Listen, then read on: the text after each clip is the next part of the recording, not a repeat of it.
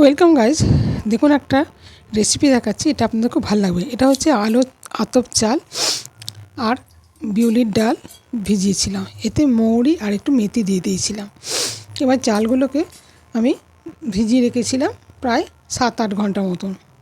বেশ একদম ভালোই নরম হয়ে গেছে। এবার আমি মিক্সিতে একটা পেস্ট বানিয়ে নিলাম। এই পেস্টটা এবার ঢেলে নেবো। দেখুন ঠিক এরকমই থাকবে, গায়ে ঠিক এরকমই লেগে থাকবে, কিন্তু কতটা পুরু হয়েছে দেখুন। এগুলো এরকমই রাখলে করতেও সুবিধা হবে।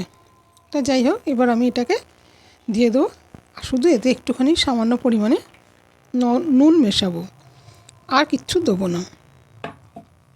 এবার আমি গুড়টা, যেহেতু এটা পাটালি গুড় ছিল, সেই জন্য আমি এটাকে তৈরি করে নিলাম। আর এই যে এবার পেস্টটা দিয়ে আমি এটা লোহার চাটুতেই করেছি। তো চাটুতে আমি একটুখানি বেগুনের বোটা দিয়ে ভালো করে তেলটা মাখিয়ে নিলাম, ব্রাশ করে নিলাম আর কি। দেওয়ার পর এরপর আমি 1 চামচ করে দিয়ে দেবো। 1 চামচ একটুখানি বেশি দেবো। দিয়ে এবার তাল পাতা দিয়ে আমি করে নিয়ে এসেছিলাম টানার জন্য। সেই তাল পাতাগুলোকে ছোটো ছোটো করে কেটে নিয়েছিলাম। এবার ওইটা দিয়ে আমি পুরো পাতলা করে দিয়ে দেবো।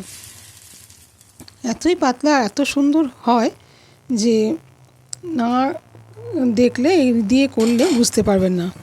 খুব সুন্দর হয়। এরকম করেই আস্তে আস্তে এবার চারদিকটা আস্তে আস্তে তুলে নিই, তারপরে উল্টে দেবো। দেখুন একটুও পুড়বে না, অথচ খুব সুন্দর হয় আর খেতেও দুর্দান্ত হয়। আর এটাও একটা খুবই প্রোটিন খাবার। এরকম খাওয়া তো খুবই দরকার, মানে পেটও অনেকক্ষণ ভর থাকে আর শরীরও খারাপ করে না।